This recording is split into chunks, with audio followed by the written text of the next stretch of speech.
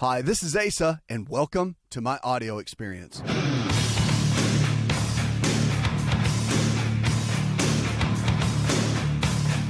body can get sick, it can also get well. It's about lifestyle. So the choices we make every single day, they will determine the kind of health we're going to have. We can thrive, not just barely make it. Who wants to do that? We want to do well. We want to lose the weight we want to lose, feel and look our best, and have the kind of energy level to really have a productive life. That is the absolute key. Louise in Hattiesburg, Pennsylvania sent us an email that said, I work on my feet all day and I've had noticed that my knees have started to hurt. What could this be? Well, it just depends on a couple of things. It's like if you work retail, you didn't mention that, but if you worked retail and you're on your feet all day, maybe you wear heels and you don't wear very good supported shoes, you can start causing hip pain, low back pain, ankle pain, anything like that. It could start to bother. And the reason for that is just because of the weight bearing constant all day. Now, if you have really good footwear, there's some really good products out there called Good Feet, and there's Good Feet stores all over the country. But Good Feet it's a great brand. They have these custom orthotic type pieces that fit exactly to your feet and can alleviate a lot of the common knee and back pain that we see that can be quite the challenge, like you're talking about. So that's one other area we need to look at that's important. And now the other piece too is, if you're young, you don't really have to worry about it, but osteoarthritis and degeneration can happen from wear and tear as we get older. So that's another piece you have to look at with the knees and the joints themselves. So just a couple of things to think about. But typically, it's going to be the shoes and the footwear. Because a lot of times if you're wearing, like let's say it's a favorite pair of shoes, they're really cool shoes, you like them, but they're not really serving your body as well because they're not, you don't have as good of a posture with them, meaning that maybe your feet kind of rotate inward when you stand in those shoes, or if you have heels on all the time, it puts your knees or your hips in a certain position where it can create a lot of pain. That's something you have to be a little bit careful about. So a lot of times it really does come down to footwear, but I'd check Good Feet out. It's a great company. I definitely am a fan of those guys for sure. 888-283-7272. That's 888-283-7272. Go to our website and check it out. See if you can find anything you need. We're your healthcare on demand. That's the game plan here. So we've got lifestyle providers, healthcare providers in your area that believe the same way we do. All this nutrition and lifestyle-based care we talk about. So a lot of people, of course, we talk about lifestyle, and lifestyle is our medicine. Lifestyle medicine is really what I teach and preach, if you really want to get down to it. I was having breakfast with some businessmen the other day, and they asked me really what the specialty is, and really the field is called lifestyle medicine. That's why our clinics are called the Center for Lifestyle Medicine. And our lifestyle, our choices we make every single day, is going to produce the outcome that you have for your health, whether it's your joint health, your mobility, your thought, the kind of cells you're going to have. A lot of people think it's just a big lottery. Some people get cancer, some people get heart disease. There's some genetic involvement to that, but a lot of it comes down to our lifestyle choices.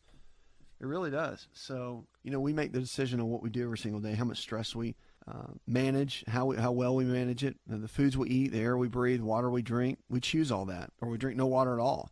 We don't exercise. We're sedentary, right?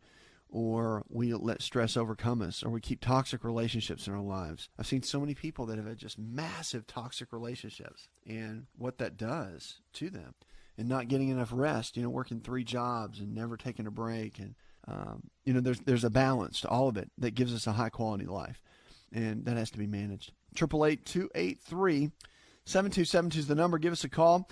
Diabetes cases now are quadrupling, since 1980. So the number of adults worldwide with diabetes has quadrupled in the last, 3 decades, almost 4 decades, climbing from 108 million in 1980 to currently almost 500 million. Think about that.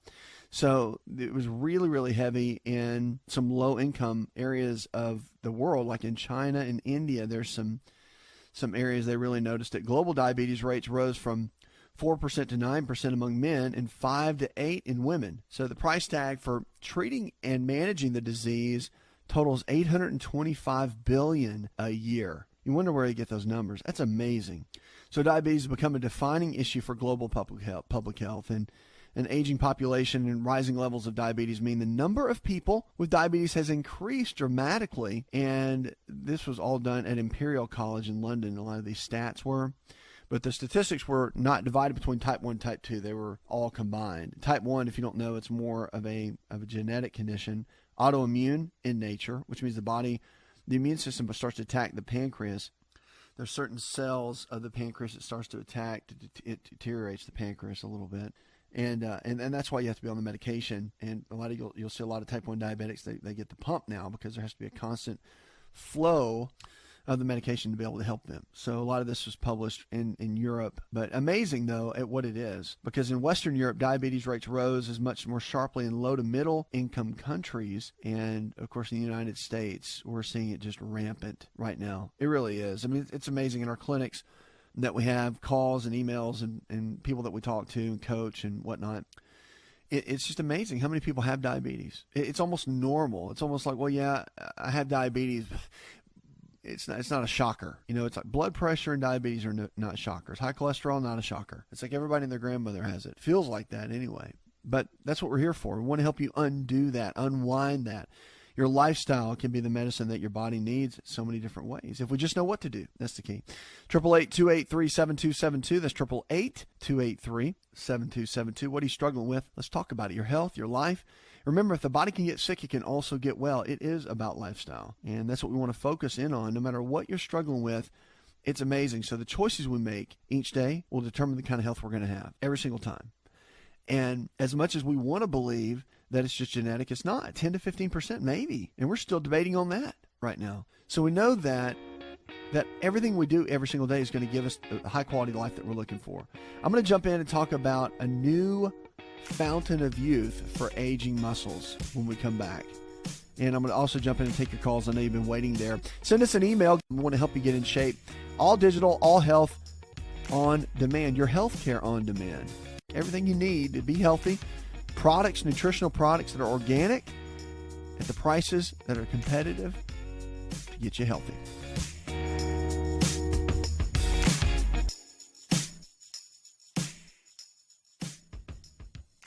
Hi, it's Asa. I'm giving you a copy of my best-selling book for free to help you in your health journey today. I'll pay for the book. All you do is just cover the small shipping and handling costs. Go to AsaRx.com and get your free book today.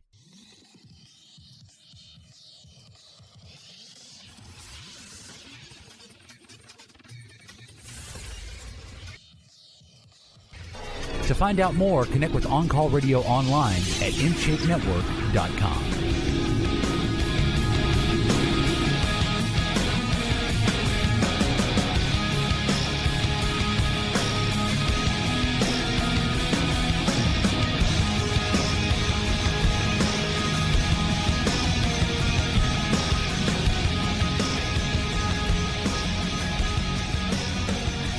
So glad you're here with us. Check it out on the web. Go to InShapeNetwork.com. It's your healthcare on demand. We're here for you each and every day to help you. Now, there's a fountain of youth that they're saying, and they're calling it the fountain of youth for aging muscles. I saw a guy yesterday that I was hanging out with, and it was amazing that we were talking, and I asked him what his age was and how young was he, as I always put it. And he said, I'm 78. And you should have seen him. Looked amazing. And he said, yeah, I used to be 260 pounds. Now I'm 190. I work out 5 days a week. Listen to this. He's still running a major real estate company. Major. Multimillionaire. And he's running a huge company. At 78, he's still blowing and going. And he's still working out in the mornings, 4 to 5 days a week. Works out with weights. Does circuit-style training. He said he started doing this like 30 years ago. And then he quit for a period of time. Gained all that weight, 260, dropped the weight, got back into his routine. And I'm telling you, there is a frailty that happens in the 70s. And if you don't get on a good game plan in your 60s, remember, everything happens in 10-year increments, okay? So your body will, what you sow in your 50s, you're going to see it in your 60s. What you sow in your 60s, you're going to see in your 70s. What you sow in your 40s, you'll see in your 50s. So it's kind of that's the way it works. And cancer even develops in a 10-year increment. Like a tumor that's going to take you out does not form in 2 months. I mean, there are some aggressive cancers. Don't get me wrong. And this is not, I'm just giving you an overview, but the reality is that everything happens in 10-year increments. So you want to make sure that you're giving your body everything that you need with with your lifestyle each and every day. So they're talking about now is interesting, though. The guy looked great, and he's doing great, strong, fit, healthy, and living a great life. So it's really, really cool to see that. I love seeing guys that, and women and ladies that take care of themselves no matter what their age, and they're doing it. I mean, you don't have to look like the latest Hollywood movie star, right? But it's about the effort you put out every single day to give your body the best chance it can to be strong. Strong is the new thin. Thin used to be the cool thing. Strong is the new thin. Being strong with everything in your life, that is what's cool, and as they would say, that's what's trendy, I guess. 888-283-7272. Give us a call. Go to the website. We're here for you. Intensive exercise, they're saying, is the fountain of youth. So just going out and lollygag walking where you're barely sweating, where you can talk to 3 people at the same time and talk on your phone, that's not exercise. Okay, so don't count that. So you need to be pushing yourself. One key to keeping muscles young is close to the nearest gym. High-level exercise, they call it. Keeps older people's muscles young at the cellular level. So exercise is definitely an important contributor to the functional performance, like balance and keeping your basic strength so you can lift up a frying pan. But staying active later in life can help reduce muscle loss. There's some different folks that did this. Jeff Power, who's at the University of Guelph, he said that the Power explained as people get older, they lose muscle mass and strength, and this process speeds up after age 60. But the researchers found that muscles decline is slower in elderly who are elite athletes. So I don't know about you. I don't know if I class myself as an elite athlete. I know I'm an athlete. But when you hit your 60s, that's when things start to turn. I think really it's 70, okay? Now, this is all the researchers, so I'm not going to deny it. But there's a major shift that happens at 70.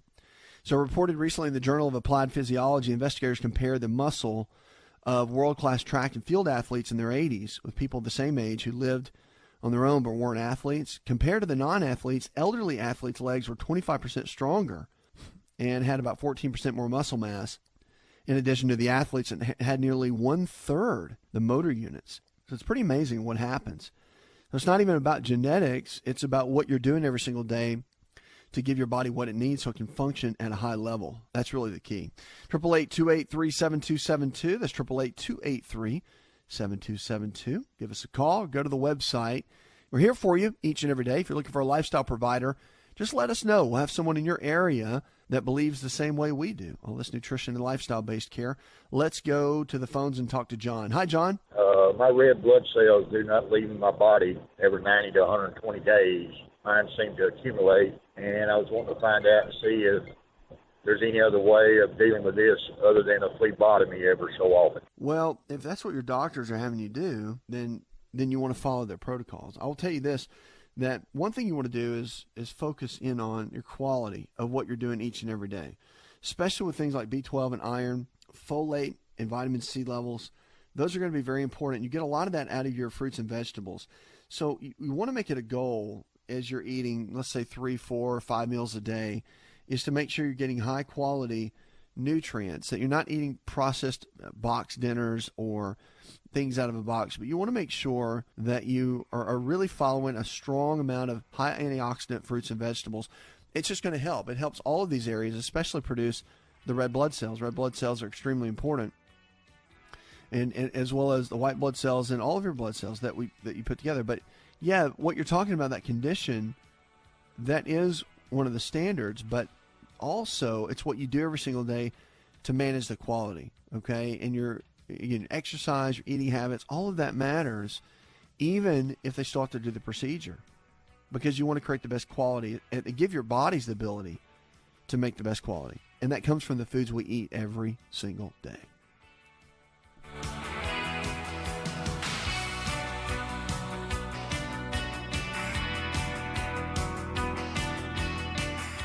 Are you ready to chow? It's time for Keto Chow. When it comes to eating healthy, the keto diet has become one of the nutrition leaders in optimizing health, losing unwanted weight, and reaching your health and wellness goals. No extravagant cooking, no long kitchen cleanup, and most importantly, especially for me, It's convenient. Just put quality Keto Chow powder in a bottle, add some heavy whipping cream or your favorite fat, a little water, and boom, shake it up and you're ready to chow. Keto Chow tastes amazing. So make Keto Chow easy for you and your family today with Keto Chow. Let's go chow. Visit Keto Chow online at ketochow.xyz. That's ketochow.xyz.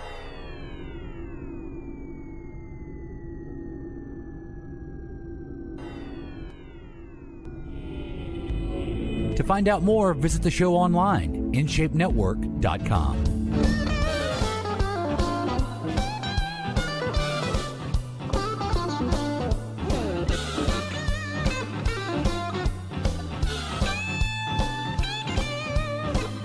Our food is medicine. Did you know that? Food is our medicine. It can be our medicine, really more than just about anything else.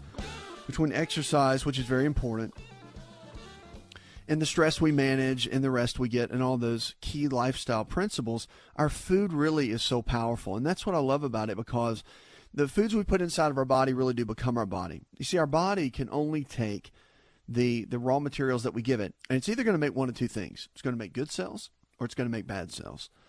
Okay? And when we see that every single day in any type of medical practice, we see that the body either gets healthier or it doesn't. And I think now there's more than ever any options that we see with nutrition and what to do to make our bodies healthier. So I love to highlight different foods and really talk about what they can do to the body, because it's amazing that you could eat something like a banana, get potassium, and it can help your heart, right? Or it's amazing that you could eat kale and know that it can help support the blood cells, or that it can help give you more fiber. Or if you get 50 grams of fiber a day from vegetables, that it can cut your colon cancer risk by 50%. When you see all that, you think, okay, wow, this is amazing. So food is our medicine in a lot of different ways. And if you eat a bunch of junk food for a long period of time, and it can make you really sick. If you don't believe that, just watch the documentary Super Size Me, where the guy ate fast food for like 30 days, and that's all he ate. And look at what happened to him. Pretty amazing. So we're going to talk about a food today that I think is super powerful. Been around in the South, where I'm from, for a long time. One of the staples, of course, the way they cook it here in the South is probably not the best, so it's probably better to leave off some of the extras and keep it simple. But we're talking about mustard greens. Mustard greens are great. So unlike their fellow cruciferous vegetables, the mustard greens have not really been a direct focus of a lot of studies, believe it or not. It's not the glorified kale and all these others, spinach. But it's very powerful, and a lot of studies, over a dozen studies involving cruciferous vegetables as a group, including mustard greens, at the top of the list for cancer prevention. It appears to be a standout area for mustard greens when summarizing their health benefits, and the connection between mustard greens and cancer prevention shouldn't be surprising, because it's in the same family as a lot of the other the dark green leafy greens that we have. But there's a strong 3 key areas I want to talk about with mustard greens, okay? It stimulates the body's detox system. Yeah, the body does have its own detoxification system between the liver and the lymphatic system. Our body has an amazing detox system, okay? So sometimes you just have to eat the right kind of foods to activate it. So it really goes in, it helps the body's detox system, helps its antioxidant system, right, to protect the cells. The antioxidant system is our shield to protect our cells. And then third, it's inflammatory, anti-inflammatory system. So the chronic imbalances in any of these 3 systems can increase the risk of cancer. And when imbalances in all 3 systems occur simultaneously, the risk of cancer increases significantly. So among all types of cancer prevention, the following cancer types are most closely associated with the risk of mustard greens: bladder cancer, breast cancer, colon cancer, lung cancer, prostate cancer, and ovarian cancer, okay? So the detox support, which is provided by the mustard greens, is pretty strong. And that's what's interesting about it, is you can cook them, you can blend them in a smoothie, you can make a big salad with it. You just don't add a bunch of stuff to it. I think you got to keep it simple. You can add garlic to it and saute it. It's phenomenal at what it can do. But the mustard greens detox portion, I think, is very, very cool to talk about, because what happens is the body has this phase 1, phase 2 detoxification, where sulfur-containing nutrients boost this phase 2, and the mustard greens contain phytonutrients called glucosinolates that can help activate the detoxification enzymes and regulate their activity. So 3 of these glucosinolates are really important. But if we fail to give our body's detox system adequate nutritional support, it does not work. And the cool thing about the mustard greens is that they work in such an easy way, and they can keep a lot of the cells from becoming cancerous, which is amazing. So we're talking about mustard greens, and food is medicine.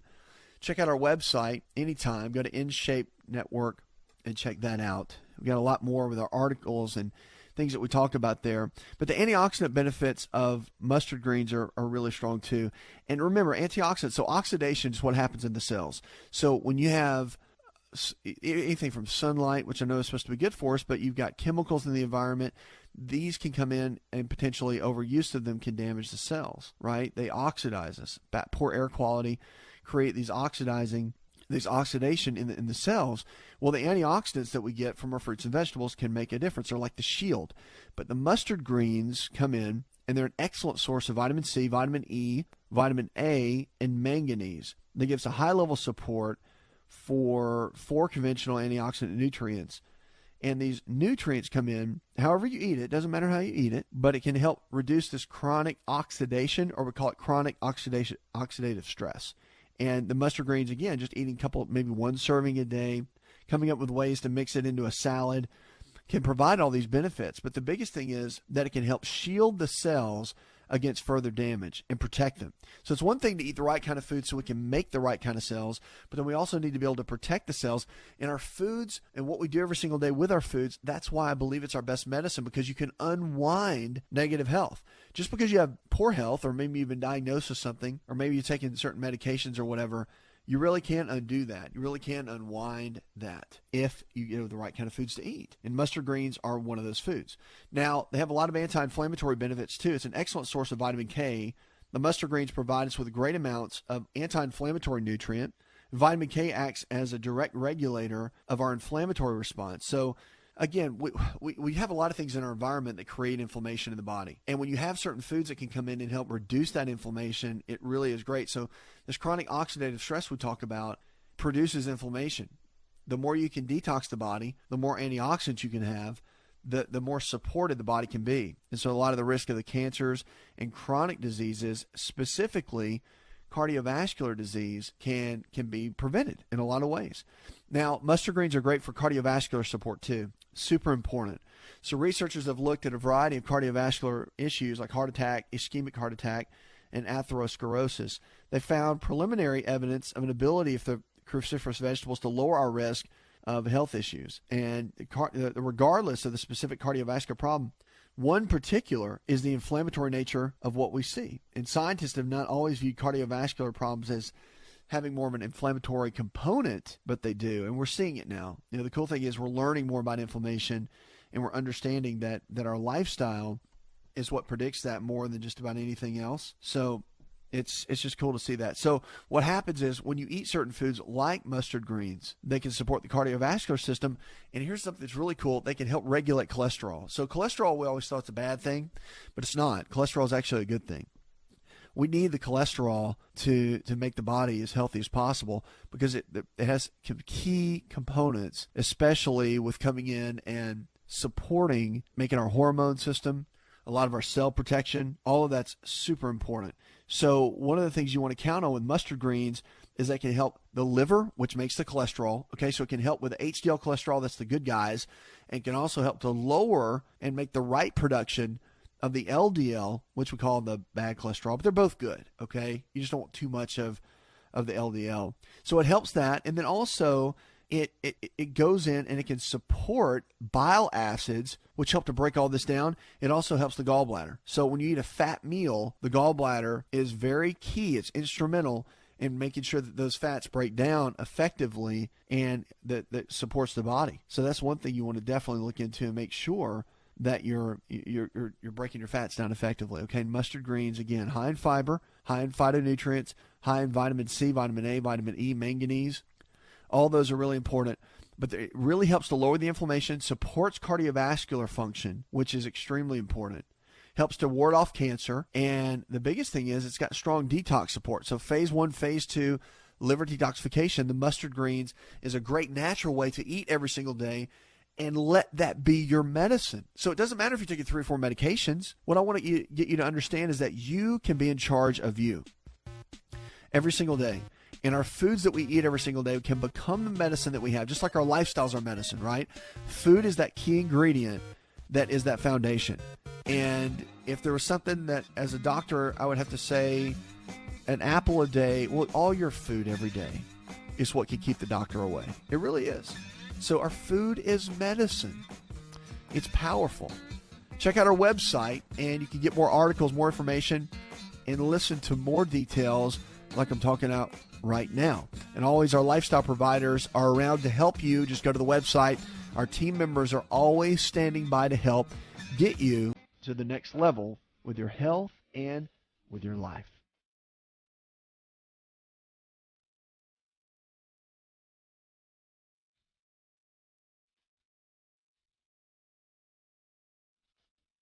Did you know that you can listen to the AsaRx audio experience on Spotify and Pandora? For all the ways to watch and listen, check out our show page at asarx.com/experience.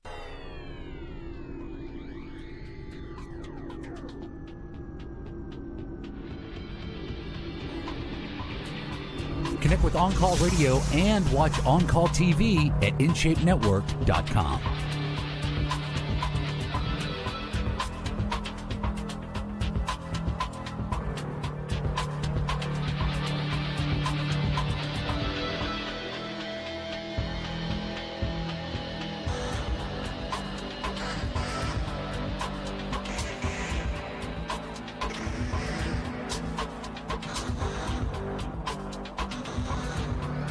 Off to the phones, go to Kendra. Hi, Kendra.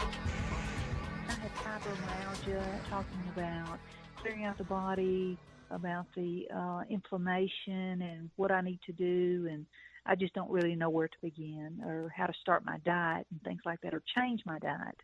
Well, fibro, as we call it, there's still a big debate. I mean, if you ask physicians, the older physicians, because fibromyalgia is fairly recent diagnosis. I mean, a new category diagnosis. If you ask older physicians, they'll have mixed opinions. They'll say, "Well, I don't really know if it's a diagnosis or not."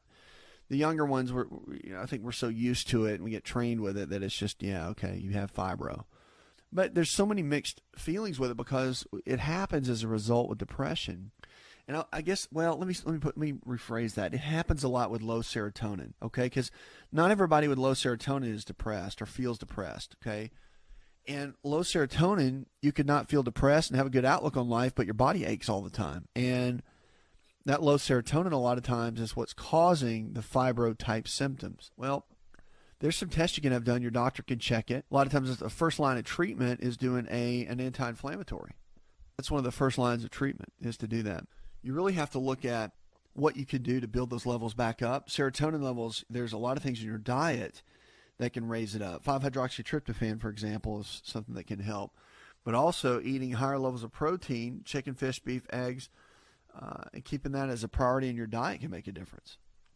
So that's a big key. So you have to look at just some of the basics of what you want to focus in on. But, I mean, I'm happy to show you. It's one of those things with fibromyalgia that you have to look at is that you can rebalance the body so many times. Okay, you're not stuck. And it can be an omega-3 fatty acid deficiency, for example. I mean, that's a great point. We do testing in our office. We do all these vitamins and mineral deficiency testing that we do. Our lifestyle providers do that, and it's standard protocol. We have 2 areas that we work on in lifestyle medicine, okay? People that have a lifestyle situation that needs to be, we call it lifestyle rehab, right? But it's people that don't have the best lifestyle choices that want to learn how to get their lifestyle back in order. So there's a lifestyle rehab category we work on. You're taking 3 medications, you're overweight, you need to figure out how to get a better lifestyle so you can get that better lifestyle prescription, right? So we work on that. And then there's people that are injured, or we call it injury rehab. So it's people that maybe have some arthritis in the knees, or they've hurt themselves playing sports, or they've been injured in an auto accident, and they've got some injuries that need to be rehabbed physically. Well, that's more of an injury rehab, right? So there's lifestyle rehab, injury rehab. With fibro, you could say, well, it's just a medical condition. Well, maybe, but if you take somebody that's had poor eating habits for 10 years, sedentary, been in a stressful relationship, lost a child or lost a loved one or something horrible like that, you put all that together, that person needs a lifestyle rehab overhaul because there's so many factors that have built up over time that you've got to figure a way to get them back where they need to be. So it's the only way to do it. So anyway, my point is this, is that in fibro, there needs to be a lifestyle rehab happen. The biggest thing is to figure out what your deficiencies are.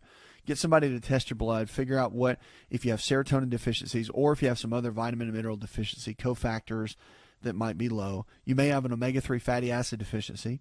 A really good omega-3 test, it shows the omega-3 6-9s that we do that shows, because your omegas are your foundation. If your omegas are not right, then nothing else can be right. I really believe that. I think your omega-3 fats are just literally like that concrete foundation to build the house. So you have to have those in a solid way. So it's one of those deals that you got to figure out what's there, what's not. The medicine is a good Band-Aid temporarily, and I'm not anti-medicine at all. I'm huge on building up a better lifestyle, and there's two ways to do that. So you have to build a point where you and the doctors or team or whoever's working with you understands where things are. And once you do that, you can build a great, great piece around it. Okay. 888-283-7272. That's 888-283-7272. You can check out all of our original health programming, radio shows, TV shows, podcasts, our articles. We've got a health store that has all kinds of nutritional products that are organic and all kinds of great tips to help you. Our lifestyle providers around the country, too, as well. 10 signs of bipolar, or we call manic depression. It's an older name, manic depression. We call it bipolar now. A lot of people get on medication. Some people don't even know they have it. So here are some basic signs and symptoms. Abnormal or excess elation. If people are over-elated, over the top all the time, could be one. Unusual irritability, decreased need for sleep, grandiose notions, increased talking, racing thoughts, increased sexual desire, marked increased energy, poor judgment, inappropriate social behavior. See any of those? Talk to a loved one about it. Get them to a doctor. Look at some of it, analyze it. Some of that's just cool. I mean, just because you're overly excited doesn't mean you're bipolar. But I'm just saying, look at all the symptoms together. But it's another hour in the charts. I want to thank our producer, Jay Patrick, engineer John Garrison, and the rest of the team. Go tell one person something you learned on the show. Together, we can transform the health of our friends, our families, and our communities. You're listening to the show. It helps you get well, stay well, and live well.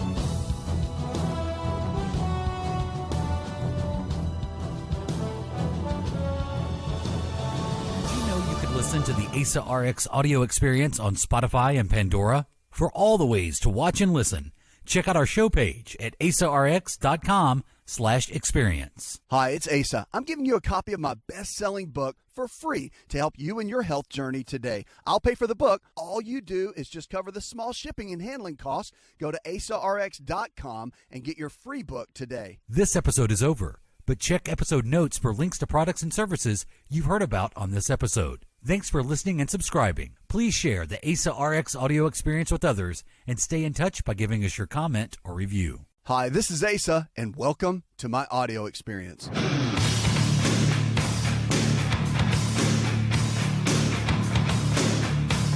Sugar's a big issue. A lot of people consume it. The National Institutes of Health actually has said now, along with the World Health Organization, that 5% of our calories really should be the total amount that we get. Now, it's recommended that it stay at 10%, but now they're cutting it down to 5% just because of some of the new guidelines that have been put together. And, of course, when they talk about sugars, they're talking about the ones that occur in syrups, even honey, fruit juices, fruit concentrates, according to all of this, simply because of what it does to our body. And, of course, keep in mind, it raises inflammation and increases our body's ability for certain types of health challenges. And, of course, again, increases fatigue. It's one of the toughest foods, really, to kick the habit of because it's so addictive, but it makes such an impact in our overall health when you do. If you've ever come completely off sugar for the most part and cut down on it in your diet, you'll notice a big difference in your overall health and the way that you feel. It really makes a big impact. So cutting down the sugar, one of the big tips, especially for dropping weight, can be a big, big deal. You want to give me a call right now. You're listening to On Call Radio. You can always call me at 888-283-7272. That's 888-283-7272. We'd love to take your call here on the show. We're going to go to Carol right now. Hi, Carol. Calling about my 4-year-old son. He has SOTOS, syndrome, and he has a very weak digestive system, and I just wanted some advice on what to do about that.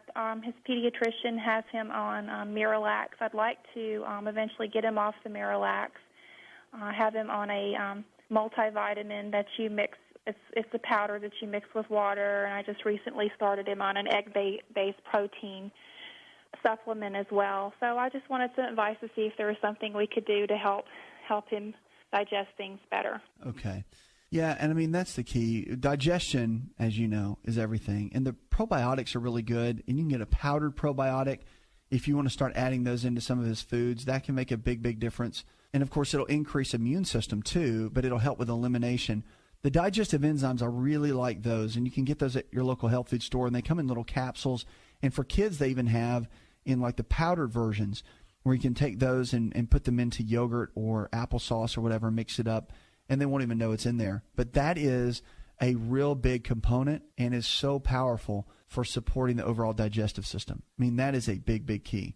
So looking at both of those. Now, from a food source perspective, depending on how picky of an eater he is, you can start adding in, of course, fruits and vegetables. I like to get a blender, like a Vitamix blender, and you can put the vegetables, mix some fruits in there, and make some purees, even make some shakes. You know, it's great to tell kids, hey, this is your shake, and you start making them on a regular basis, maybe even twice a day. It's what they get, and they start enjoying their foods, and they drink them. I mean, blending is a great way to go for the kids to get their nutrition. I'm a big fan of that. I mean, juicing is cool too, but I like blending the best. And by doing that on a regular basis, typically they can get the kind of nutrients and nutrition that they need to really take things to the next level. So, again, those are some great tips I think that could be quite helpful. Keep me posted how that goes, especially that digestion with kids can be a challenge for sure, especially getting them to eat the kind of foods that you want them to. All right, let's go to Ken now on the phones. Hi, Ken. Yeah, I've got what they call an apathy in my feet, the nerves, I guess, or something. Or I have severe pain in my feet, and I have a buildup of some calcium buildup in the blood vessels too in my feet. I was wondering what I can do for that problem and how to get it so that I can sleep. It's hard to sleep at night sometimes with the pain from the nerves, I guess, and I was just wondering about that. Well, okay. The feet themselves, depending on what you have going on, and what sounds like to me could potentially be some nutritional deficiencies, number one, and then also maybe some issues that could be coming from the lower back. And so a couple of things I would do just right out of the gate. You definitely want to have someone take a look at your lower back and your spine, because the gait of our hips and lower back it's very important. It affects the feet and the lower body in a great way. So having a chiropractic physician or an osteopathic physician, a DO or a DC, take a look at that, then they can put it together and come up with a good solid game plan. That's what I would do first. So you build from there, and then the second piece that you want to look at that is really important is the nutritional side. And a lot of times on the nutrition, it could be something as simple as vitamin B6 or even vitamin B5, both of those. And there can be some blood testing done to check those out and see exactly what those numbers are. But that's where I would start. That's the first key to be able to build and figure out, what's happening. Because the reality is there's multiple areas of the body that could be focused on. Mental aspect, the brain chemistry. It could be on the physical side, and it could be on the chemistry, the nutritional side. So you have to look at all three categories to figure out where the actual key is. And once you figure that out, because the body is so multifaceted, then you can start piecing those parts of the puzzle together. And they're all three equally important. So you have to check that out. All right. Keep me posted. 888-283-7272. That's 888-283-7272. Whatever you're struggling with, realize if the body can get sick, it can also get well. It's all about lifestyle. We've got Sam in Texas that writes in. He says, what do I do with lower energy levels? I'm struggling with that over the last 2 to 3 months. I wake up in the morning tired, and then my energy progresses throughout the day. And that's common. We actually hear that a lot. And what do you do for that? You have to get tested, I think, but it's probably adrenal function.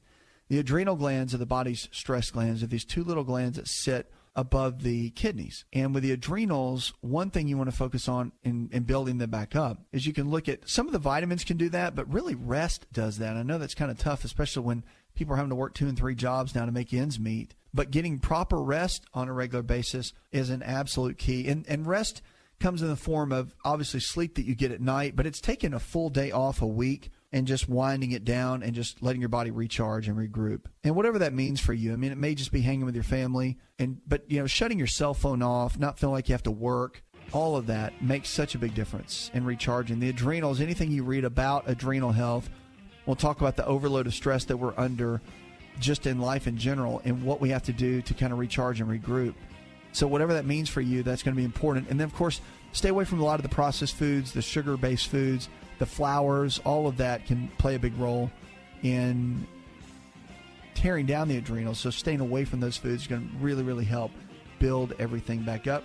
Plenty of water every single day. Half your body weight in ounces of water every single day. Coming up, more information to empower your health in your life. Also, got some groundbreaking research that I want to talk about, and we're going to be taking more of your calls.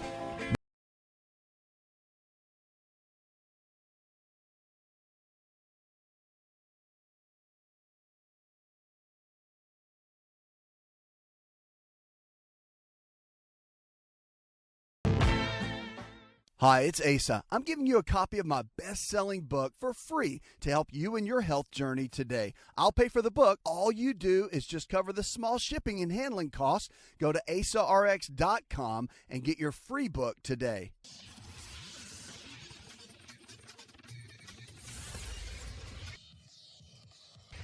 To find out more, connect with On Call Radio online at InShapeNetwork.com.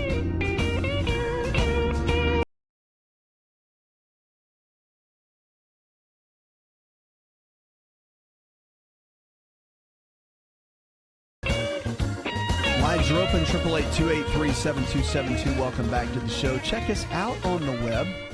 Go to OnCallRadio.com. Whatever you're struggling with, great or small, realize if the body can get sick, it can also get well. It's all about lifestyle, and the choices we make today can and will determine, of course, the kind of health we're going to have tomorrow. If you're looking for a lifestyle provider, someone in your area that believes the same way we do, all this nutrition and lifestyle-based care that we talk about here on the show, make sure to check out the website. We've got incredible team members that can help you find a provider in your area that's growing every single day, that can coach you, that can help you really go to that next level with your health and with your life. And we're focused on that to grow and help you make a major impact. On this show, that's what it's all about. Go to the phones and talk with Tony. Hi, Tony. The question that I have is concerning arthritis or gout in the knuckles of your hand, the fingers.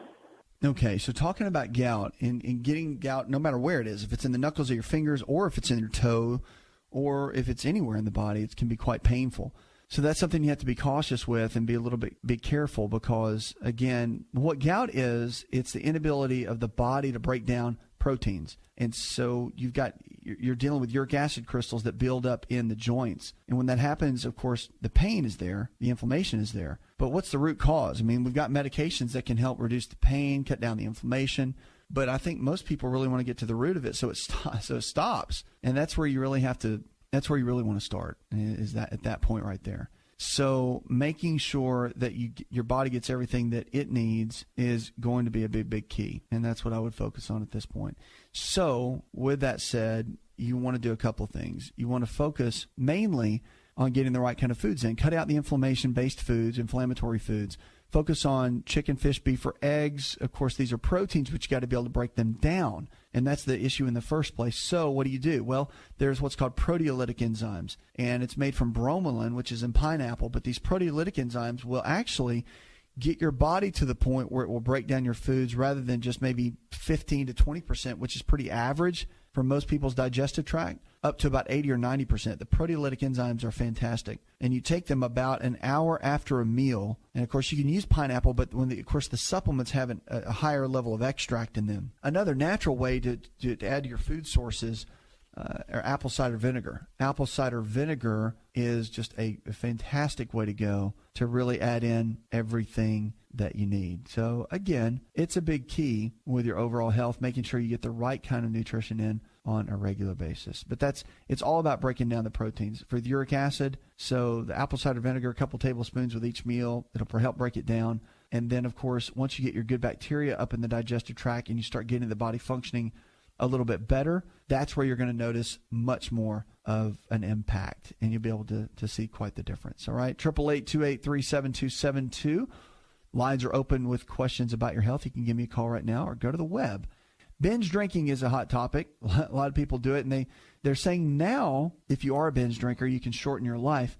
If you're drinking, consider it moderate or overall. Many studies talk about moderate drinking, and they've delved into new effects. And they've done some studies at the University of Texas in Austin, and they found that among moderate drinkers, we found that those who binge and have double the odds of dying within the next 20 years compared to those who don't binge.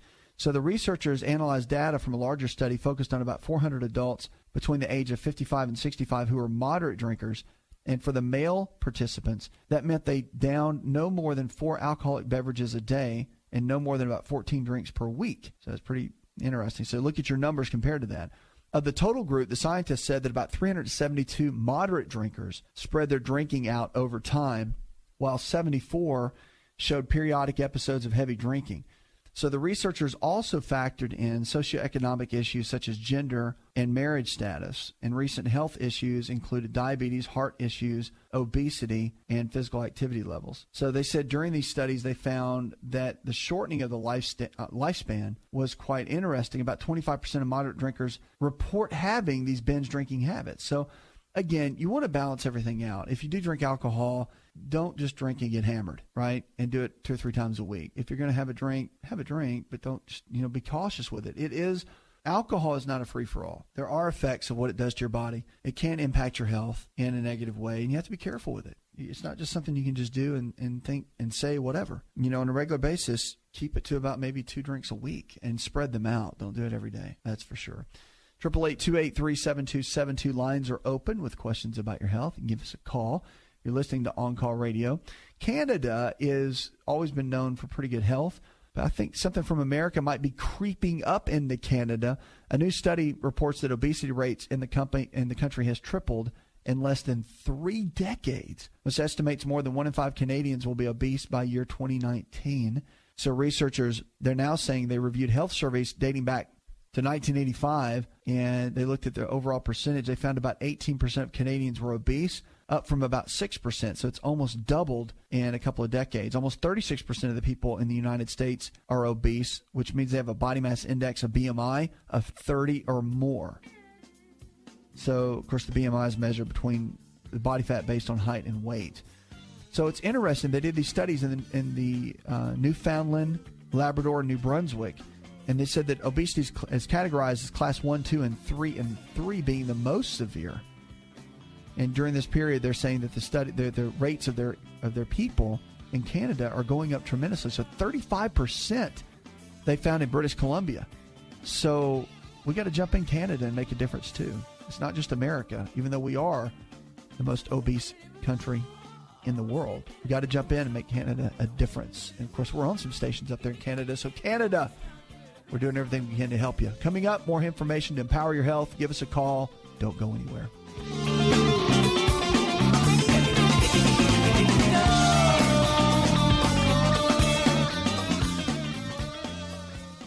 Are you ready to chow? It's time for Keto Chow. When it comes to eating healthy, the keto diet has become one of the nutrition leaders in optimizing health, losing unwanted weight, and reaching your health and wellness goals. No extravagant cooking, no long kitchen cleanup, and most importantly, especially for me, it's convenient. Just put quality keto chow powder in a bottle, add some heavy whipping cream or your favorite fat, a little water, and boom, shake it up and you're ready to chow. Keto chow tastes amazing. So make keto chow easy for you and your family today with Keto Chow. Let's go chow. Visit Keto Chow online at ketochow.xyz. That's ketochow.xyz.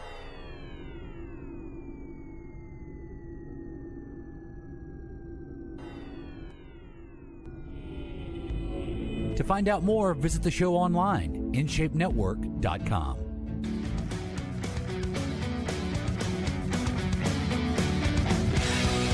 Lines are open, 888-283-7272. Welcome back to the show. Check us out on the web. Go to OnCallRadio.com. Food for the day, one of my favorite times of our show. Of course, food either brings health to the body or it takes health out of the body. Depends on how you look at it, but our food is powerful. And what we do every single day with our foods can make all the difference in the world. So you want to make good choices. And the body doesn't know the difference between baked chicken or fried chicken. You know that. Doesn't know the difference between French fries and broccoli, but we do. And so your body is going to make what you give it. So if you put good food in, you're going to make, guess what? Good cells. You put junk food in, guess what? You're going to make junk cells. So pretty simple, kind of common sense, isn't it? So that's what we want to focus on. That's why I talk about our foods. Foods are powerful. And of course, they give us all of the benefits that we need if we make the right kind of choices. And one of my favorite foods we're going to talk about today, they're called blueberries. The blueberries are amazing simply because of the health benefits that they do have. They're touted as one of the world's healthiest foods, and rightfully so. Most of the health research on blueberries involves phytonutrient content, anthocyanins, which is a colorful antioxidant pigment that gives the foods their wonderful shades of different colors, are loaded in these little guys. And the anthocyanins are powerful. They've got flavanols and other phenols that contain like resveratrol, which we've heard about in grapes. They're loaded in blueberries. So there's a lot of good benefits for blueberries. Just by eating a cup of them a day can provide to your overall health. Number one, it's got a lot of antioxidant support. So for oxidative stress, which hits us in every aspect of our lives, especially from our environment, the toxins in our environment. So we found that the oxidative stress actually can help tremendously. And we got to focus on building up our cardiovascular system. And so strengthening the cardiovascular system is a big, big key. So, for example, there's new evidence that the damage to muscles, of course, following overly taxing exercise can be reduced through the consumption of blueberries. So they help repair the muscle tissue. And also there's also evidence, strong evidence actually, at protection for the nervous system. So you think about your nerves and your overall nervous system, it's a big, big deal. And then antioxidant protection for blood sugar effects. So if you deal with diabetes or hypoglycemia, it can help stabilize blood sugar levels. The cardiovascular benefits are pretty strong too. There's a lot of support in the many different pathways for cardio support that are so striking for the blueberry research. In the repeated studies of blueberry consumption and blueberry intake, they showed that it can raise the HDL cholesterol and lower the triglycerides. And at the same time, the blueberry intake has been shown to help protect against the blood components like the LDL cholesterol. So from oxygen damage that could lead to eventual clogging of the blood vessels, the protection has also been shown for the cells lining the blood vessel walls to be very protective. So again, this is 1 to 2 cups of blueberries a day can give us these kind of benefits. Also, nitric oxide, which is a big deal for cardio protection, the blueberries can actually help with nitric oxide. So again, that's very protective to the cardiovascular system. A lot of times they've been using amino acids that can do that, but of course now we found that blueberries can. Pretty powerful. And it helps to regulate blood pressure too. So if you deal with blood pressure issues at all and you're dealing with blueberries and you don't eat blueberries, start eating them because it can make a big, big difference in your overall health. Cognitive benefits too. That's another one. So a lot of the new exciting areas of research with blueberries in the area of cognitive benefits. One study involved older adults with an average age of about 76 years.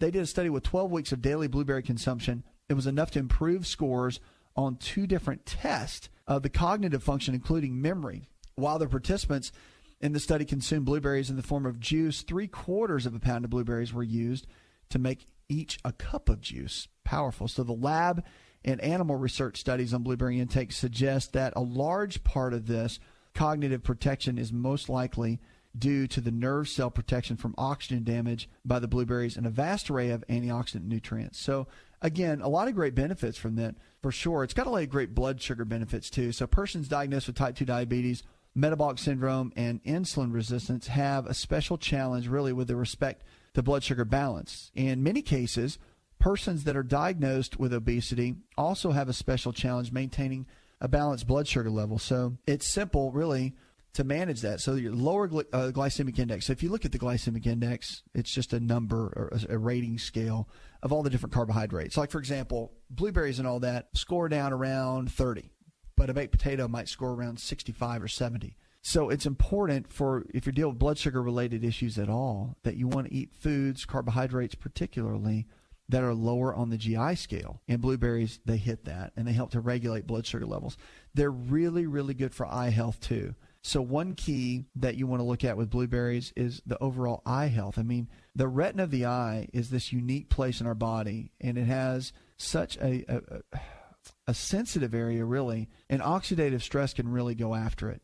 But if you're eating foods that will be eye protective, so to speak, then that can make a big difference. And, of course, not only just having protection on the eyes, which is really important, but actually looking and getting the right kind of nutrition in on a regular basis that can protect the eyes as well. Now, there's a lot of anti-cancer benefits to this, too.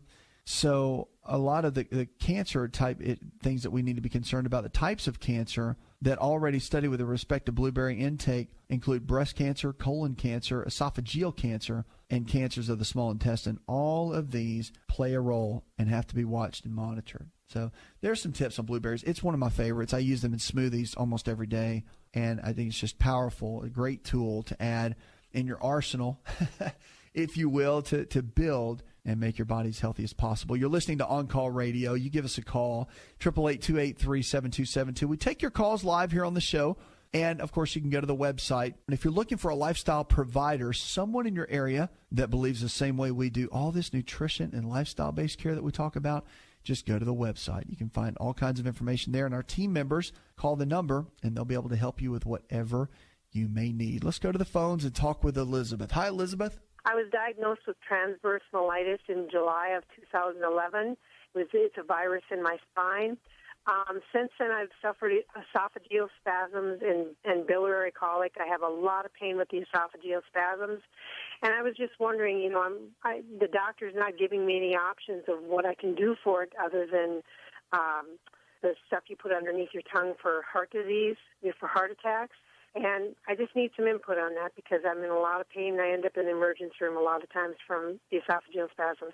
My goodness. I know. That's a real tough challenge. A lot of people actually struggle with that. And if the doctors haven't looked into this, I would definitely have them look into the minerals and the mineral deficiencies that could potentially be there. That usually is a pretty strong factor of what's going on. And if you have them take a look just at the deficiencies and build on that, they can probably figure out what might be happening. That's the first thing that you want to do. Now, the second piece is, of course, to check on your vitamin D levels. I'm a big advocate of vitamin D3 because I don't think we get enough. We don't. And we're finding that out more and more in a lot of the studies that are coming about. So getting your vitamin D3 levels checked on a regular basis to make sure the numbers are good and the numbers are strong is something that you definitely want to look into. So I would double check and get with your doctor, have them do a vitamin D3 test and see exactly what those numbers are and then build from there. All right. And that will probably get you the help that you need because the esophagus, it's just like anything else. There are nerves that can potentially be involved in that, but you want to also make sure the minerals, calcium, magnesium, potassium, all that is balanced. And once you get that balanced out, typically that can help, okay? 888-283-7272. Give us a call or go to the web. Go to oncallradio.com. Let's go to Hank now. Hello, Hank. Calling in regards to how they felt about testosterone replacement therapy. Well, my thoughts on that with testosterone therapy, first I just want to tell you that it's fine if you want to do that. No worries, no issues. But one key about it with testosterone in any kind of therapy is that once you jump in, you're in. Because the body, for example, if you've stopped producing testosterone that well, and your body's not producing it very well, once that takes place and you start taking a replacement, whether it's the pellets or the creams or the injections, there's what's called negative feedback in the body. The body, for whatever reason, lowered its production of the hormone, and now you're going to start taking hormone from somewhere else. It will continue to not produce as much. As a matter of fact, it'll even get less and less. So you have to figure out a way to manage that, and you have to figure out a way to kind of make that happen. So I would encourage you in the middle of all that to really build a solid game plan of ways to increase your own testosterone levels first before jumping down that route. I'm not saying the hormone therapy is bad. You just want to push your body to make its own as easily as possible. So the ways to do that, 30% of your diet in healthy fats, almonds, walnuts, cashews, avocados, and then you can look into, again, exercise with weight training, proven with all the research, at least 3 days a week with 30 minutes of high-intensity type weight training or resistance type training. And then there's some herbs out there that help. Tribulus, maca root, ashwagandha, zinc. Look into some of those. Talk to your folks at the health food store and look at those levels because all of that is very, very important to building those testosterone levels and getting them where they need to be. So many of our lifestyle factors matter. Stress is a big key too, but those three that I mentioned are the top. Coming up, more information to empower your health. You're listening to On Call Radio.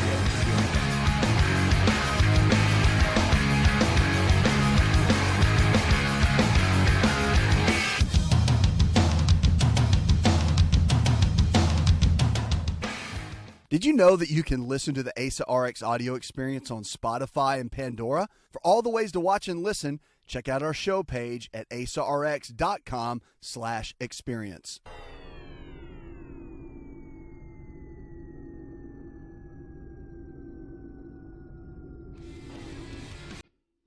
Connect with On Call Radio and watch On Call TV at InShapeNetwork.com.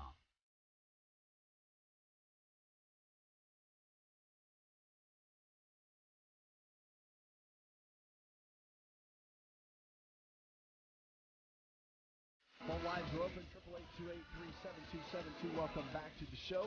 Check us out on the web. Go to KingLifestyle.com. We can help you along the way to go to the next level with your health and with your life. Now, so many people are struggling with body fat and they struggle with weight loss, and it's a big topic. And I'll tell you, one of the topics that we get into in losing the body fat or finding ways to do it. Now, cortisol, this is what I want to hit on. There's so many aspects of weight loss that we can talk about, but one is cortisol. It's a stress hormone that's produced by the adrenals. And when cortisol levels are up in the body, and this happens due to poor diet, so if you eat a lot of processed foods, drink a lot of coffee, eat a lot of sugar, you're going to raise cortisol levels all throughout the day. It's a normal part of the physiology of the body. When cortisol levels go up, of course, your ability to store body fat around the midsection goes up, which is not a good thing. And, of course, you're going to decrease lean muscle tissue. That's not a good thing either. So getting to a place where you can manage your overall body system and you can get your body functioning at a better level, that's going to be an absolute key. So I want to encourage you to begin to focus on getting cortisol level. It's like cortisol management would be a good topic. And the way to lower cortisol levels, you want to get plenty of rest. I would rest 1 full day a week. You can exercise 5-6 days a week if you want to, but just keep the duration of it lower. So the duration of your exercise routine should be around no more than about 45 minutes tops, and that's including cardio and weights. No matter how you mix and match it, to really make an impact, you have to keep it at a low level. You can't be maxing it out. You've got to keep it at a very low level. So that should be a big focus. Now, the other key, too, that is very important, I think, for each person to follow with keeping cortisol levels low is drinking plenty of green tea. Green tea it's just one of those superfoods. The more I study green tea, of course, I drink it every day, but the more I study it, the more it's just like, it seems like there's constantly new things that it does, and it just helps our body in so many different ways. Green tea actually helps lower cortisol levels, and it works like a component called phosphatidylserine, and this substance with the big funny name, phosphatidylserine, can be quite helpful at supporting the body and making a big difference as far as cutting down the cortisol levels. So drinking just 8 ounces of green tea every single day can help lower cortisol levels. So again, if you're looking at dropping belly fat, that's a great way to go. 888-283-7272. That's 888-283-7272. You're listening to On Call Radio. Also, if you're looking for a lifestyle provider, someone in your area that believes the same way we do, focuses on nutrition and lifestyle-based care, call the same number if you're looking for a lifestyle provider, 888-283-7272, and we can get someone to help you right there in your area. All right, let's go now to Reba. Hi, Reba. When someone's taking medication that causes upper body fat and belly fat, are there any vitamins or anything that can be taken or that can, decrease that or slow it down? Yeah, there actually is. I mean, with body fat, you always want to think there's some basics that you always have to understand. And getting your body fat levels in check, knowing where they are, and managing that, it all comes down to food that you take in, the kinds of foods, and the timing of the foods, too. For example, remember, carbohydrates increase insulin, and insulin is a storage hormone. So if you were to eat high levels of carbohydrates with a ton of fat, you're going to store more body fat. But if you eat fat with low amounts of carbohydrates, you're probably not going to store that much fat at all. And your body can actually utilize that fat in other ways. So timing of your nutrients, the way you eat your nutrients is all very helpful. And that's really what you want to focus on when you're looking at body fat levels. Now, I'll tell you some really quick tips that are very, very helpful to look at, and especially with body fat levels.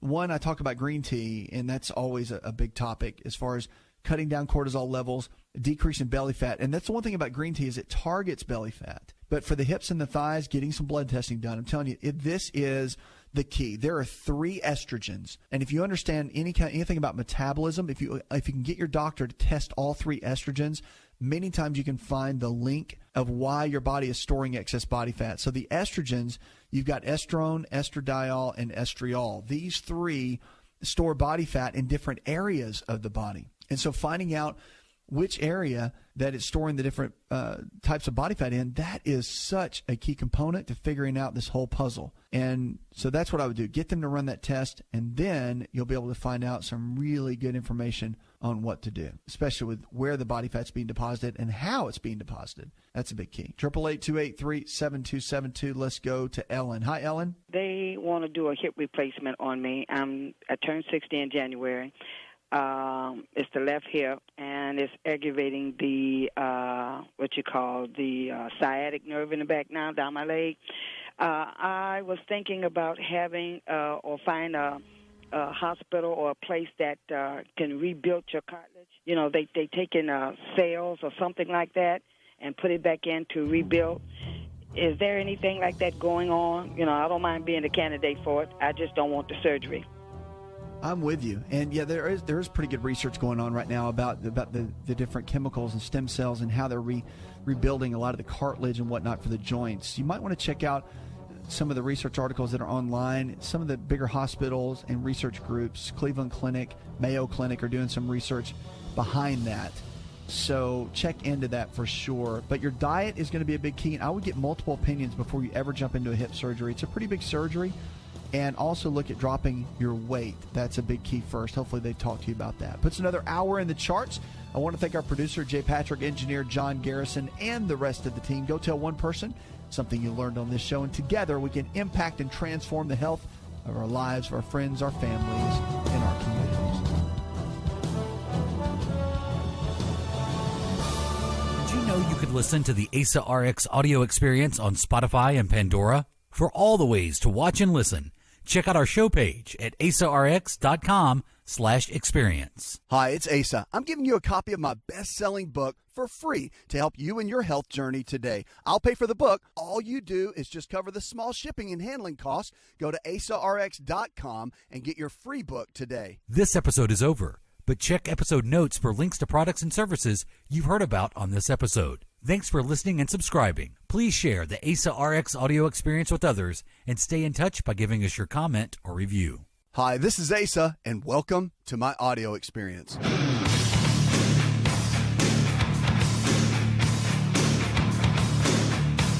Today we're going to talk about your health and your life each day, Monday through Friday, to talk about your health and talk about your life. So tonight's show is about you, just like always.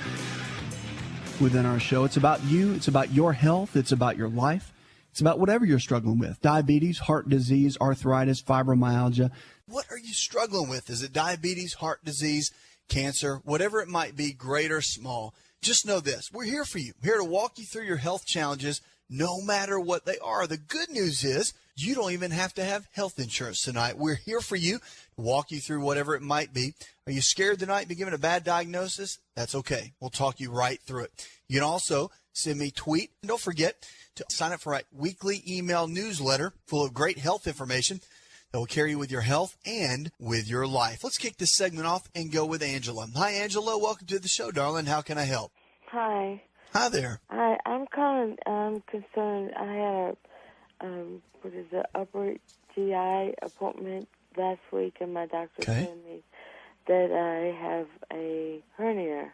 Mm-hmm. And I was just wondering, what do you feel that I could do to make it better, if anything? Well, the hernia, there's several things. Now, you said it was an upper GI, so I'm assuming it was a hiatal hernia. Is that right? Right. Okay. I thought I had a pelvic ulcer, but he told me it was a hernia. Well, they have the same kind of symptoms. A lot of time people think that, and that's very normal. But now, what did they tell you? Did they give you any options? Did he What did he tell you that they wanted to do? Well, he told me to go on a diet and try to lose some weight. I got a little fat tummy. And I That's had, all right. 3 kids, and I had 4 C-sections, and I had 3 kids and I had C-sections and 1 tubal reversal. All right. So, well, even with the C-sections, Angela, even with the C-sections, I think when you've had a hiatal hernia, those are actually one of the better ones to get. The inguinal hernias, which are down in the growing area, those are the tough ones. And when you get those, it can be a real challenge when you're dealing with that. So there's a couple things I'd recommend to you. For a hiatal hernia, there is a little technique. It's a maneuver that can help retract where the stomach has pressed up through the diaphragm, because that's what a hiatal hernia is. It's where there's a weak spot in the diaphragm. The stomach pokes all the way up through there. So one of the best things you can do for hiatal hernia, there's a little technique that either you can go to a DO, which is an osteopathic physician, or a DC, which is a chiropractic physician. Both of them usually have been trained in this little technique that will help retract the stomach back out through the diaphragm. And that's what I recommend you do. Now, it might take 3 or 4 times for it to be done, but it works very, very well and helps tremendously when you're dealing with something like a hiatal hernia. And it takes, like I said, a couple therapy sessions or NEAT sessions as they call it, and they'll be able to go in and do that. Now, from a dietary perspective, your physician was right. You definitely need to drop some weight, because that does aggravate the condition when you're carrying the excess pressure in the abdomen. So if you can, I'd encourage you to get started on the anti-inflammatory diet. It's in my book, Empowering Your Health, and it's real simple to follow. Very simple. You eat 3 meals a day, and each of those meals have 3 of the main food components in it. That's equal amounts of lean protein sources like chicken, fish, beef, or eggs, low glycemic carbohydrates in the form of fruits and vegetables, and good healthy fats, the omega-3s, 6s, and 9s like almonds, walnuts, cashews, and avocados, things like that. Thanks for the call, Angela. Questions about your health, 888-283-7272. That's 888-283-7272. What are you struggling with tonight? What is the deal tonight with your health? We're here for you. No matter what it is, great or small, let's walk through it. And maybe you know somebody that's struggling with their health. Maybe it's a friend or a family member. Call me tonight. Let's talk about it. Let's give them some answers so you can be their cheerleader and their health advocate. Now let's go to Amy. Hi, Amy. Welcome to the show, darling. How can I help? Hi. I have been told I have an enlarged thyroid. Okay. They did my blood work. It came back normal. And I see a specialist in January, but I wondered if there was anything I should do in the meantime, any kind of vitamins to take to try to help with that. When did it get started? That enlarged thyroid is called a goiter. And so when did that start happening? When did you notice it? I have some kind of little cyst on the outside of my throat that came up probably about 4 weeks ago. They tested that and said that it was calcification there at the goiter. And other than that, I don't have any other symptoms. But they did do the ultrasound and then the blood work and found the one side is enlarged. And so the blood work, they said everything was fine, and the thyroid, all the numbers, no problem, right? You've never been on medication for thyroid either? That's right. My mother has a thyroid problem. She does. Okay. No big deal. I know it seems like a big deal, but let me tell you that typically it's not. And when you're dealing with a thyroid and the gland swells, most glands in the body, they swell when they're not getting what they need. Let's talk common sense for just a second, okay? If you're not getting what you need, if there's water in front of you and you can see the water, won't you do anything you can to get to it? You'll run, you'll reach out as far as you can trying to get the water because you're thirsty, right? So the body does the same thing, and it doesn't matter if it's the prostate or if it's the thyroid gland or whatever it might be. If a gland is not getting some of the nutrients that it needs, it will swell, hoping that through the blood flow or whatever, it will get what it needs. The thyroid's number one function is iodine. That's the number one trace mineral that it functions off of. And if it doesn't get enough, which we don't have a whole lot in our diet, basically we don't have hardly any at all. And the little bit that we have in table salt is minimal. It's marginal at that, and we don't get a lot of benefit out of it. So, long story short, the Japanese population has the number one, the top population with the least amount of thyroid conditions. They get 13 milligrams of iodine in their diet naturally a day. The American population gets less than 50 micrograms a day, and women need 450 micrograms a day just to have bare function. Because you need 150 micrograms for your thyroid, 150 for your ovaries, and $150 for your breast tissue. Matter of fact, one of the number one reasons of fibrocystic breast or little nodules in the breast is a lack of iodine. Okay. So what do? Here's what you do. Take a drop of iodine and put it on your skin, and you want to check and see how long that it takes before that dissolves. If it dissolves within a 3-hour period, then you definitely need to take organic iodine. Go to your health food store, and they can help you with that. Also, L-tyrosine is an amino acid, and it will help support thyroid function as well. Stay away from strawberries and all the cruciferous vegetables such as broccoli and cauliflower and cabbage. All of those help slow down the thyroid, and it'll reverse what we're trying to accomplish. There's great results waiting for you. Follow those principles.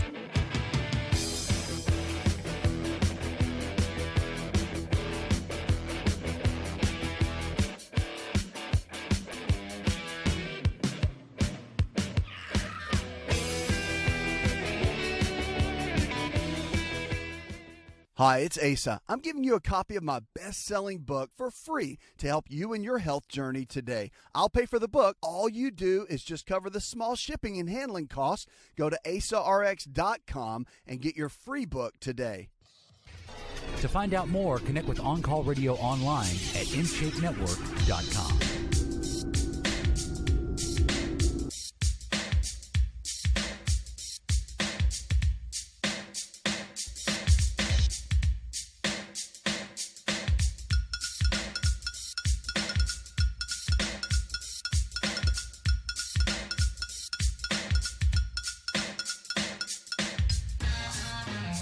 Phone lines are open this hour as we talk about your health and talk about your life. 888-283-7272.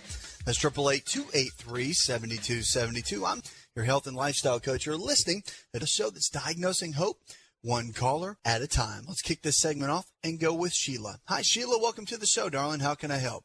I have a question, please. My husband had some blood work done recently, and some of the results on his liver. There's a GGT that came back at 341 and a CRP at 8.2. Okay. And I was just wondering what I could do. I don't know if that's pre-diabetic or, I needed some information from you about that, but and what we can do to help him out to help get his liver in better Now, health. his CRP came back at what, 8.42? 8.2. 8.2. Okay. Yeah. All right. Well, that's not really. What did your doctor tell you? Let's start there. I want to hear what he said first. He had some heart problems. He had a heart attack about the second week in October, and so they did some blood work, and this came back. So this was his heart doctor, and they called me with it, and they were very concerned and said that I needed to find another doctor that was, more. They deal directly with his heart, and they said this was liver, so I needed to go to our family doctor or whatever. So before I made that appointment, I just found this information out today. So right. I just wanted to know, so you said the CRP 8.2 was not that high? No, that's very high. No, I haven't said anything yet. I was just wanting to know what your physician had said. Okay, well, so that's all I know so far. Okay, no big deal. Well, you're not headed down the diabetes path. The test for diabetes is called the hemoglobin A1C, and that test would let you know if you're headed toward diabetes or not. C-reactive protein lets you know two different things. It's an inflammation marker showing how much inflammation is in the body. And if you listen to my show, you'll hear me talk about an anti-inflammatory diet. It's the one that's in my book. That's designed. Right. It's designed to pull inflammation out of the body. Matter of fact, that's one of the first things that we do in our clinics is part of our protocol is to reduce inflammation out of the body so the body can begin functioning properly. So the CRP, just so you know, normal range is between 1 and 2. So his number for that should be about 1.5. Now, it can also be a marker for the heart. It's very possible that could be the case. However, I would say 8 times out of 10, when that number's high, it's inflammation in the body. Okay, that's what we see clinically. Now, the GGT, that's more of a liver enzyme. So you're looking at the liver. The enzymes are elevated. Does he drink at all? In the past he has, but not for the last several years. Okay, so he's been done with that for a while. He did quite heavily at one time, yes. That's okay. The liver's the number one regenerating organ that we have. Okay. So it'll regenerate faster than anything else. I mean, you can do pretty good damage to the liver and it can come back. So that's good news. Now, were his other liver enzymes, did anything else jump off the page, or was that the only one? These were the only, that was the only one they told me was outrageously high. Okay, all right. Because what can happen with that, a lot of times, was his cholesterol okay? Cholesterol's high. Okay, there you go. They found that out when he That's had what I was his figuring. when he had his heart attack. Okay. There's the correlation right there. See, cholesterol is made in the liver. And if the liver gets backed up and it gets congested, almost like congested lungs in a way, when the liver gets congested, it can't release toxins and it can't function properly and it can't make the right kind of cholesterol. Things start happening like the bad cholesterol will go up and the good cholesterol will go down. And it starts being a reverse of what it's supposed to be, and the body starts not functioning the way it was designed to. Mm-hmm. So what I would start with him is I would get started on the anti-inflammatory diet that's in my book. I would get started there because that's your foundation. Nothing's going to change unless what he's putting inside of his body changes. Right. And then we need to support the liver. And the way to support the liver on this is you want to increase by taking milk thistle. You also want to use what's called N-acetylcysteine and also nicotinic acid. All of those will support the liver, help it detox, help support it, and help the liver enzymes come down. N-acetyl, what was it? N-acetylcysteine, and then nicotinic acid. Now, along with that, I want to make sure that he's exercising at least 4 to 5 days a week, doing 30 minutes of something he enjoys. That's going to be important for him. And then also, with the diet and that sort of thing, don't forget the foundational 4. He's going to need to take the basics in this because he needs a good whole food multivitamin to give him a little bit of everything that he needs. Digestive enzymes to help break down his food, because most of us only digest and process about 10 to 15% of the foods that we eat rather than 80 or 90%. Digestive enzymes help increase that ratio so we can digest, at least 80 or 90% of the foods that we put in every single day. And then cod liver oil for his omega-3 fats, vitamin A and vitamin D, and then also probiotics. And he'll take about 4 of those in the morning on an empty stomach and about 4 in the evening on an empty stomach. That's enough to get started with right there. You should be able to see a change within him in about 6 weeks. You might want to do some blood work again, have your doctor look at that and see where things land with him. I think that would be good. But he needs to make some radical changes. And I always say radical changes equal radical results. And with him, he's going to have to, because those markers are up there. CoQ10 will help him too. A lot of times that inflammatory marker, if it's heart related, CRP or C-reactive protein, that's going to be good. So get started with that. Let me know how things go. You can always shoot me an email. Okay, thanks for the call. Questions about your health, 888-283-7272. That's 888-283-7272. What are you struggling with tonight? What health challenge do you have? Is doctor giving you a bad diagnosis? It's okay. That's what we're here for on call, to walk you through your health challenges, no matter what they might be. Common sense when it comes to your health. That's what this whole thing is all about. Health is not that hard, folks. We just have to break it down, figure out why the body is breaking down, give it back what it needs, and you can live the life you were designed to live. The body regenerates every single day. What does that mean? Each day old cells are dying and new cells are forming. It doesn't matter what you've done 3 or 4 years ago that brought you to this point now. Radical changes equal radical results. Today is a brand new day. You can have an incredible tomorrow if you'll make the right kind of changes to have the kind of health that God's designed you to have. That's what we're here for, to walk you through that. So whatever it is, great or small, call us tonight. Even if it's for somebody else, be their health advocate and their cheerleader, and be the one that can walk with them through their health and make their life better. 888-283-7272.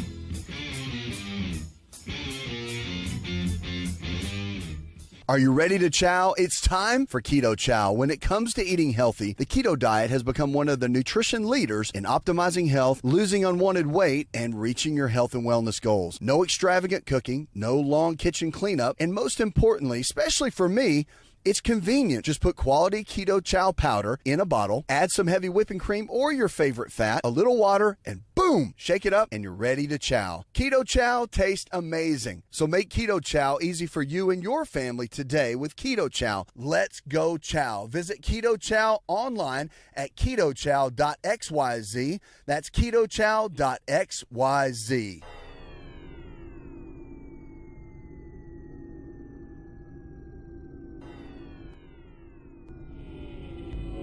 To find out more, visit the show online, InShapeNetwork.com.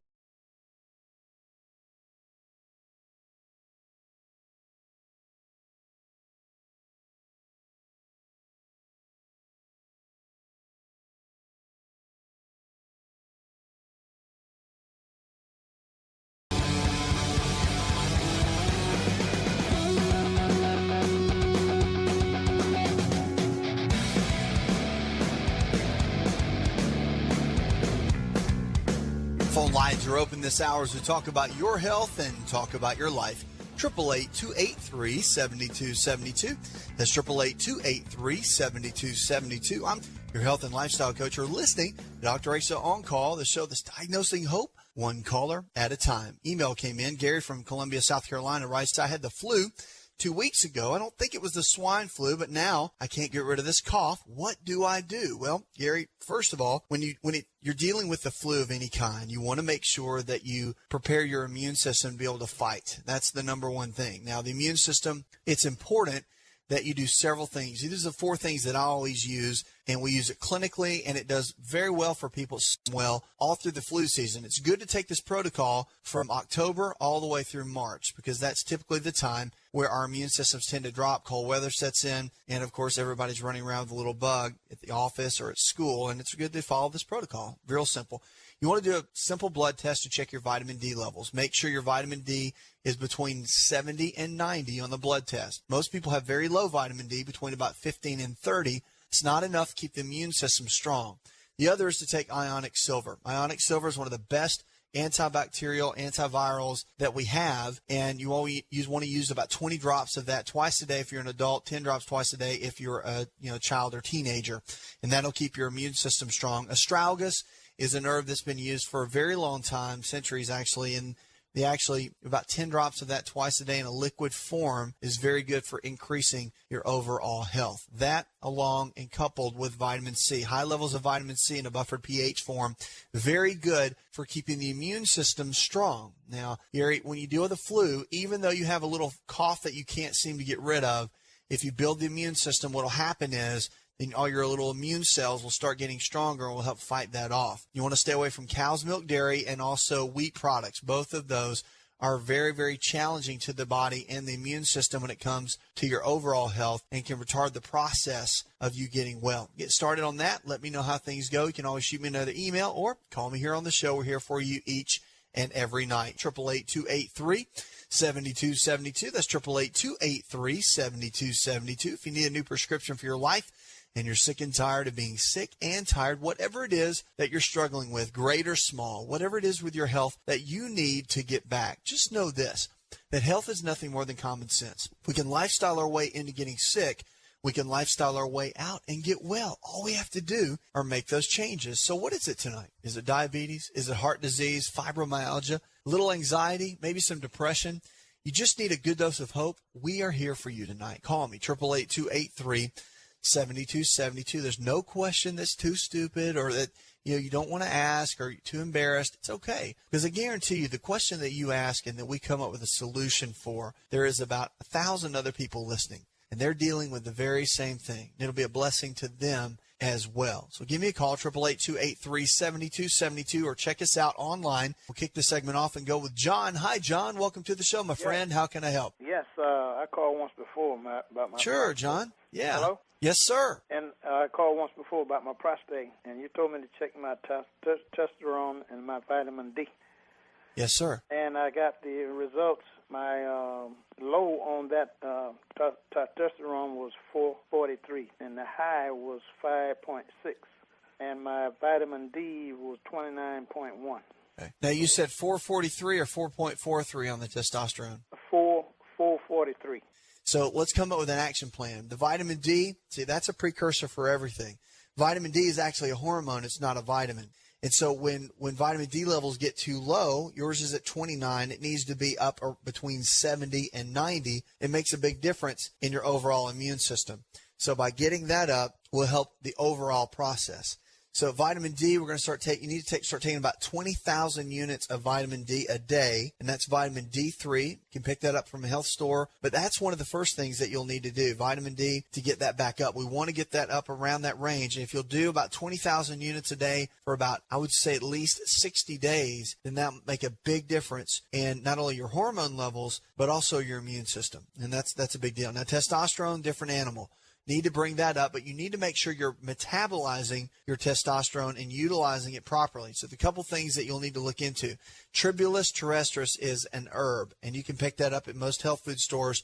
That and ionic zinc, both of those together, you want to take those in supplemental form. Keep your omega-3 fatty acids elevated. You want to do Cod liver oil, about 2 to 3 tablespoons per day. I would spread those out, maybe breakfast, lunch, and dinner. The good healthy fats are what's going to keep your body and your prostate, number one, healthy, but also it's going to keep your testosterone levels healthy and where they need to be. So get started with that first and foremost. The other is taking ionic zinc. You want to take at least about 100 milligrams a day of that, along with 2 milligrams of copper, so that you don't offset and get a potential deficiency. And that's going to help as well. Prostate, I would go ahead and do the complete protocol to keep the prostate healthy, and that would be 1,500 milligrams of saw palmetto, 14 grams of pumpkin seed oil, and then, of course, you want to eat about an avocado every single day. Keep your overall dietary fat to about 30% of your overall diet. That's going to be really important when you're looking at overall testosterone levels, and that's what can take you from 450 or 440 like you are all the way up to 550 or 600. It's just by making those changes. And that's going to support your overall prostate function, and it's going to keep other areas of your body healthy and functioning well. Now, estrogen is another byproduct that you want to keep an eye on.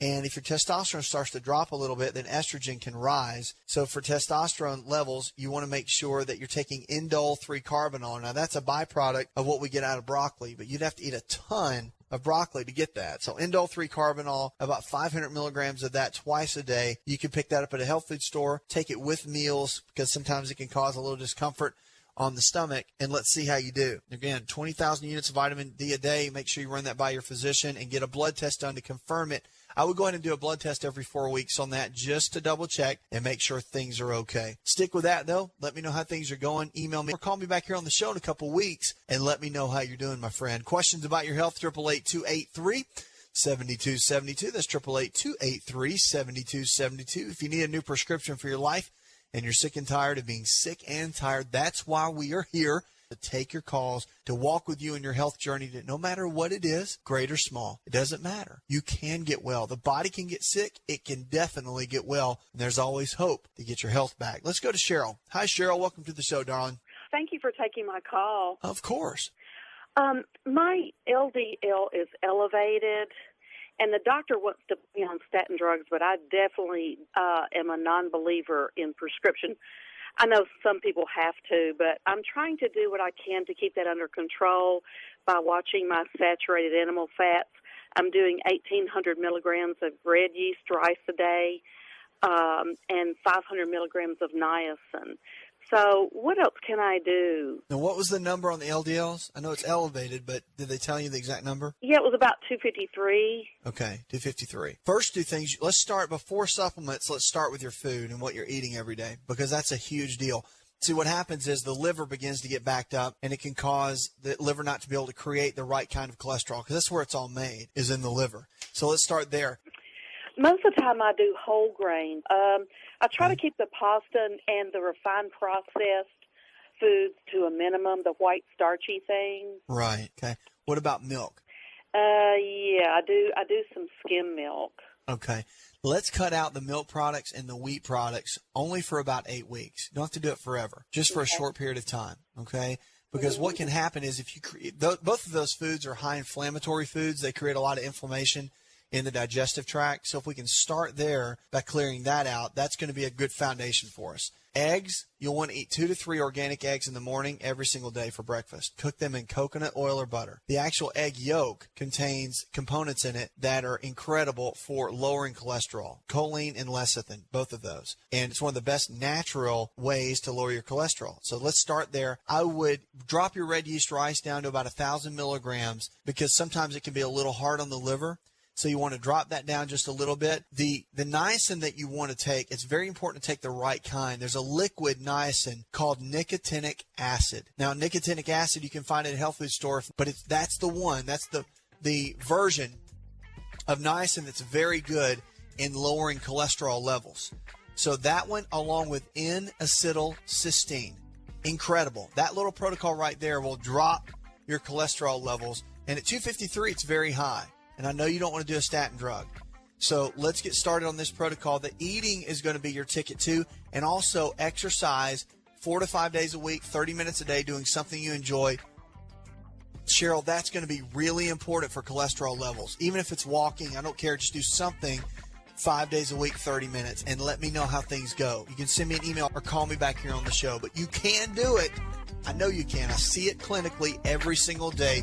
your body can get well. 888-283-7272.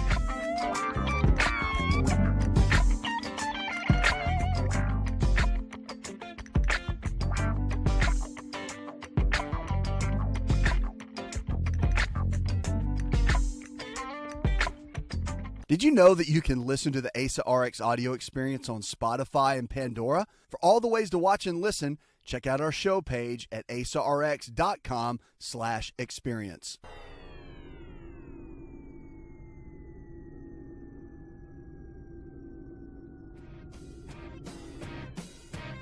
Connect with On Call Radio and watch On Call TV at InShapeNetwork.com.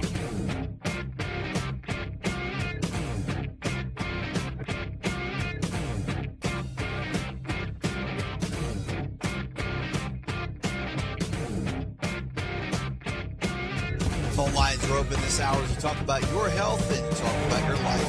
888-283-7272. That's 888-283-7272. I'm your health and lifestyle coach. You're listening to the show that's diagnosing hope, one caller at a time. Our quote for the day comes from Lou Holtz, one of the greatest coaches, I think, of all time. It says, "You were not born a winner and you were not born a loser. You are what you make yourself to be." Incredible. Great quote and so very true. That's with our health and with our life. We determine so much by our choices that we make every single day. And all we have to do is make good choices. And that's what we're here to do, is to help walk you through your journey, to take you from where you are to where you need to be with your health and with your life. The good news is you don't even need health insurance for this show. That's an exciting thing in this day and time. We'll kick the segment off and go with April. Hi, April. Welcome to the show. How can I help? Hi. Thank you so much for taking my call. Of course. I'm calling with a question about birth control. Okay. I am 35 years old. Okay. And my history in health is I have ulcerative colitis, and although with that diagnosis 7 years ago, I have done complete somersaults as far as, really reevaluated my diet and my supplement intake, and so I have a really great diet. Of course, I've read your book, and I follow the anti-inflammatory diet as much as I can. And I take cod liver oil. I take 1,200 milligrams of vitamin C a day. I'm on a multivitamin. I take a really strong probiotic, and I also use digestive enzymes. With that said, I have a Mirena IUD that I had inserted after the birth of my son, and I'm not experiencing any menstrual cycles with that in place. And that just makes me feel, I don't know, it scares me. So that was really my question. I'm considering trying to get that taken out and trying to move forward with that. All right, let me get this right. So you've had an IUD put in the last how long? It's been 3 years. Okay. And since you've had that put in, no menstrual cycle? None. Okay. Does that seem normal to you? No. No, that's okay, now, fine. And the reason I'm saying that to you, I'm just a common sense guy. I really am. And I know you probably just need somebody to tell you that, and that's okay. I would just take it out. That and the reason I had it in, I should say, is because number one, I had a really, really hard pregnancy. Okay. I had hyperemesis gravidarum, and I was in the hospital probably 3 months out of the 9 months. Mm-hmm. And I had home health care. They were coming into my home, and I was on a portable IV right up until probably the beginning of my 5th month of pregnancy. Right. So we're scared to death of the fact one day we play with the idea of being able to have another child, but it scares us to death because I was so severely sick. So that was why we went with something that is, in us, it was a fail-safe, birth control. So with that said, I really don't know what to do for a birth control, being that I just don't trust birth control pills. I guess they're just as effective as what the IUD would be. They can be. I'm just not a big fan of them. I'm not a big fan of anything that can alter your hormone profile, and the birth control pill will. Right, and that's exactly what it does. The difference, I guess, is that the Mirena IUD also, I still have terrible PMS. I still struggle with That's right. some sort of imbalance because it doesn't do anything for the PMS. No, it doesn't. So my thought is, and literally, I mean, this is what we talk about clinically, and this is what I would just tell you. My thought to you is to either, just be cautious. You can use condoms, and I know that that's not a whole lot of fun, but at the end, it's about keeping your health, and it's about keeping your husband's health as well. Right. Because you want to make sure that everything's intact, and you can do the timing issue. I mean, there's so many other things you can do, and I know it's like, oops, you don't want to get pregnant, possibly because of what you've already been through. Right. But to gamble with your health as well right now, I don't think is a smart option. Mm-hmm. You just don't, because it's especially at 35. You're 35, right? Yes. I wouldn't play around with it, because you're going to be heading into 40 soon, and I'm not trying to rush you, by the way. I'm just saying. Okay. I'm just talking reality. I know. 35. We're still here. But you want to make sure your hormones work well, and you want to keep your body as stable as possible for a variety of reasons. And playing around with IUDs and definitely, especially it stopped your cycle for so long, and also with the different birth control pills, I'm just not a big fan of them. I mean, unless there's something really medically necessary you need them for, it's better to just not take anything to keep your hormones balanced. That's where true health lies. Right. I just know it's a real challenge when you're like, hey, I don't want to get pregnant, but you even said that you guys are thinking about it, right? Well, we've had to cut. We got to go into this. We're going into the close of the show. This is my final thought. All right, I'll get the IUD taken out, and I would make sure that your husband is taking plenty of zinc, and also needs to take plenty of support for his testosterone, which is going to be good for his overall health.